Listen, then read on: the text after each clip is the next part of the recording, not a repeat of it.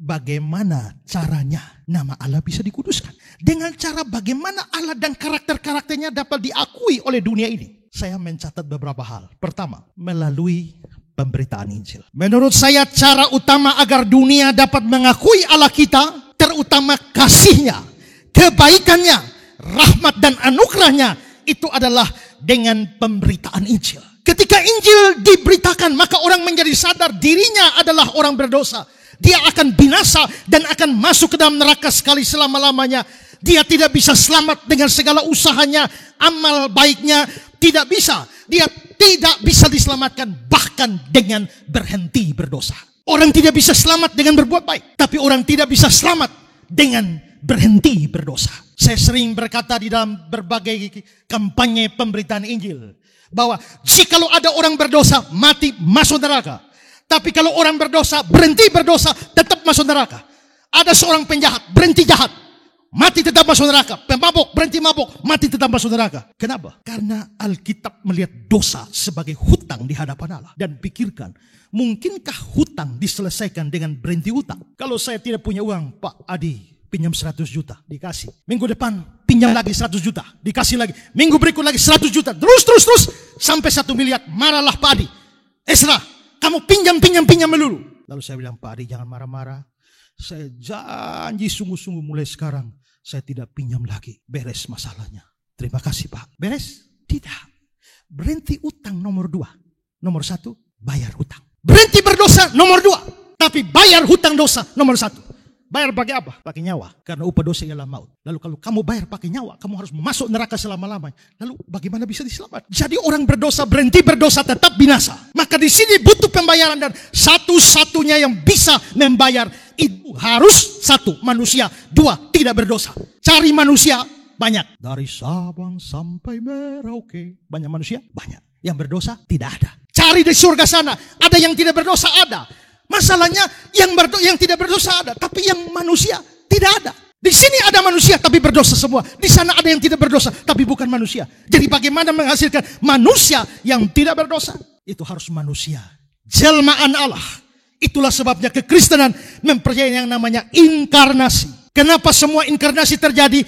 Karena kasih Allah yang begitu besar. Ini diberitakan dalam Injil. Pada waktu kita beritakan semua ini di dalam Injil, maka orang jadi mengerti Allahnya Kristen, Tuhannya Kristen adalah Tuhan yang penuh kasih.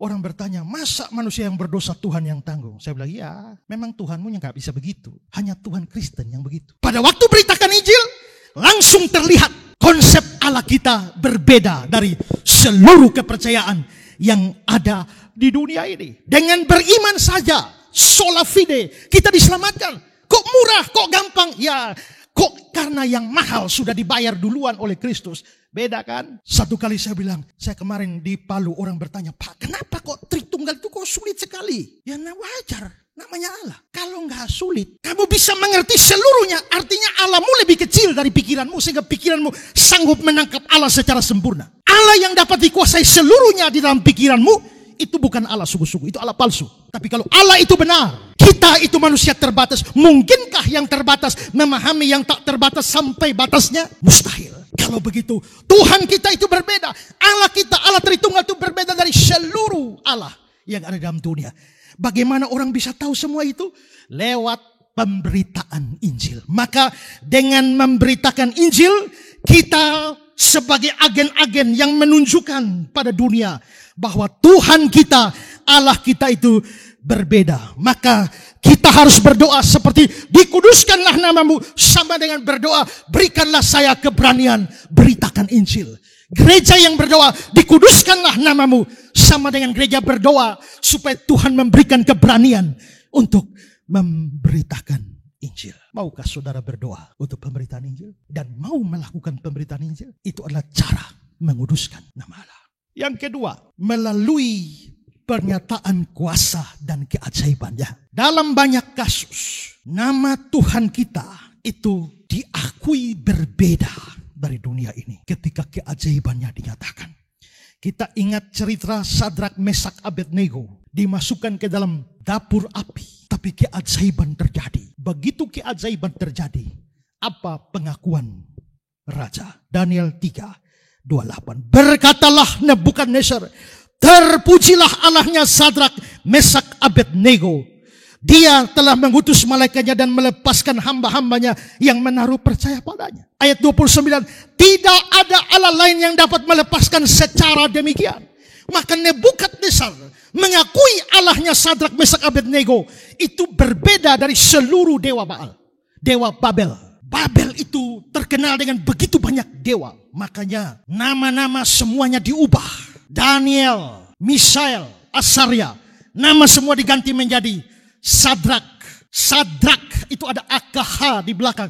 Itu adalah dewa aku, dewa Babel. Mesak itu ada AKH di belakang sama, dewa aku. Makanya seringkali ada orang bilang, waktu anak lahir kasih nama Mesak, nama dari Alkitab. Padahal itu nama kafir itu. Ya. Tapi nggak usah khawatir kalau sudah nama Mesak, Tuhan kuduskan itu ya. Abednego, para ahli berkata nego bisa berarti Nebo. Sehingga itu Abednego adalah pelayan dari dewa Nebo. Maka dewa Babel begitu banyak. Tapi dengan pernyataan kuasa Tuhan, Nebukadnezar Raja Babel, tidak ada Allah lain yang dapat melepaskan secara demikian. Terlihat bahwa Allah menyatakan kuasanya dalam peristiwa itu. Dan pada akhirnya nama Tuhan, nama Allah dikuduskan di Babel.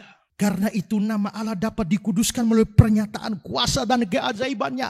Maka waktu saya berdoa, dikuduskanlah namamu. Maka artinya adalah saya sebagai anak Allah berdoa agar Allah menyatakan kuasanya, keajaibannya di tengah-tengah dunia ini. Supaya dunia mengakui Tuhan kita berbeda. Bandingkan dengan doa jemaat mula-mula di Kisah 4 ayat 30. Ulurkanlah tanganmu untuk menyembuhkan orang. Dan adakanlah tanda-tanda dan mujizat-mujizat oleh nama Yesus hambamu yang kudus. Akibat dari doa ini, para rasul dilengkapi dengan berbagai macam pernyataan kuasa dan mujizat. Dan nama Yesus dikuduskan. Iman kita tidak bergantung pada mujizat. Kita juga bukan orang yang gila mujizat. Kita juga tidak percaya apa yang namanya mujizat setiap hari. Ada orang bilang, tiap hari mujizat. Ya tergantung definisi. Mujizat itu apa? Mujizat itu adalah sebuah peristiwa yang menyimpang dari peristiwa alamiah. Biasanya kamu tidur secara alamiah bangun. Tapi tiba-tiba terjadi penyimpangan, kamu tidur dan tidak bangun-bangun lagi. Biasanya dari atas gedung, loncat, maka akan turun ke bawah. Itu alamiah. Tapi begitu kau loncat dari atas malah naik. Nah, itu namanya menyimpang dari yang alamiah. Itu namanya mujizat. Kalau tiap hari mujizat, maka tiap hari menyimpang. Tiap hari menyimpang, maka menyimpang itu menjadi hal yang normal. Kita bukan selalu iman tidak bergantung mujizat. Kita bukan gila mujizat. Tapi kita juga tidak anti mujizat. Kita tetap mengharapkan mujizat jikalau Tuhan kehendaki. Dan kalau Tuhan kehendaki membuat keajaiban-keajaiban, maka nama Tuhan dikuduskan. Ketiga, terakhir. Bagaimana cara nama Tuhan dikuduskan? Melalui kehidupan orang percaya. Ya, melalui kehidupan anak-anaknya. Ada satu ayat yang menarik dalam perjanjian lama. Perhatikan Yeskiel 36 ayat 23. Aku akan menguduskan namaku. Aku akan menguduskan namaku. Yang besar. Yang sudah dinajiskan di tengah-tengah bangsa-bangsa. Yang kamu najiskan di tengah-tengah mereka. Dan bangsa-bangsa akan mengetahui bahwa akulah Tuhan. Ini dikuduskan. Demikian firman Tuhan, manakala aku menunjukkan kekudusanku kepadamu di hadapan bangsa-bangsa. Dalam ayat ini dikatakan Tuhanlah yang menguduskan namanya sendiri. Dialah yang menunjukkan bahwa dia berbeda dari bangsa-bangsa yang lain. Akan mengakui dialah yang akan menunjukkan kekudusannya. Tapi coba lihat ayat selanjutnya 24 sampai 27. Aku akan menjemput kamu dari antara bangsa-bangsa, mengumpulkan kamu dari negeri yang akan membawa kamu kembali ke tanahmu. Aku akan mencurahkan kepadamu air jernih yang akan mentahirkan kamu dari segala kenajisanmu, dari semua berhala-berhalamu. Aku akan mentahirkan kamu. Kamu kuberikan hati yang baru, roh yang baru dalam batinmu. Aku akan menjauhkan dari tubuhmu hati yang keras. Kuberikan kepadamu hati yang taat. Rohku akan kuberikan diam dalam batinmu. Aku akan membuat kamu hidup menurut segala ketetapanku dan tetap berpegang pada peraturan-peraturanku dan melakukannya. Maka terlihat ayat 23 menyatakan Tuhan menguduskan namanya sendiri. Tapi ayat 24-27 menyatakan dia akan melakukan hal itu di dalam umatnya. Dengan membaharui mereka. Maka hidup yang telah dibaharui itu sama dengan terlibat di dalam pekerjaan Allah. Menguduskan namanya di tengah-tengah dunia ini. Berarti pengudusan nama Tuhan berkaitan erat dengan pembaharuan hidup dari anak-anaknya. Kalau kamu tidak memperbarui atau dibaharui di dalam hidupmu, kamu tidak bisa menguduskan nama Tuhan. Nama Tuhan dikuduskan dari perubahan dan pembaharuan hidupmu. Dengan demikian pada saat berdoa dikuduskan namamu. Artinya berdoa agar Tuhan senantiasa merubah hidupku. Agar lewat hidupku dunia bisa mengakui Tuhan kita. Saya berikan kata-kata dari Eric Chang. Eric Chang ini seorang yang bagus sebenarnya ya. Saya kagum sama dia. Tapi belakangan dia tiba-tiba muncul dan merasa mengakui bahwa selama 50 tahun terakhir telah salah percaya Tritunggal. Akhirnya melawan kembali Tritunggal. Sangat disayangkan. Tapi sebelum dia mengeluarkan bukunya Only One God yang melawan Tritunggal, tulisannya bagus. Nah, ini saya kutip tulisannya sebelum dia murtad itu. Ya, dia bilang begini, ketika Anda berdoa, ya Allah, biarlah namamu dimuliakan sedemikian rupa sehingga seluruh dunia akan mengetahui engkau adalah yang kudus. Sebetulnya kita sedang berdoa, biarlah namamu menjadi kudus di dalam kita dan melalui kita. Kita sedang berkata, Tuhan ubahlah aku. Kita tidak tulus meminta Allah untuk memuliakan namanya jika kita tidak bermaksud muliakanlah namamu di dalam diriku. Jangan doakan doa Bapa kami lagi jika Anda tidak berniat supaya Allah mengubah Anda, memisahkan Anda keluar dari dunia. Jangan mengulangi doa Bapa kami ini. Doa ini bukan untuk Anda. Doa ini hanya untuk mereka yang rela ikut Yesus sampai pada kesudahannya. Doa ini hanya untuk mereka yang rela memikul salib dan mengikut Yesus dengan suatu komitmen yang sepenuhnya kepada Yesus. Kita berkata, Tuhan, biarlah kekudusan namamu dimuliakan di seluruh dunia melalui aku. Kuduslah kamu sebab aku kudus. Tapi bagaimana kita juga menguduskan nama Tuhan? Lewat hidup kita. Yesus pernah mengajar dalam khotbah di bukit.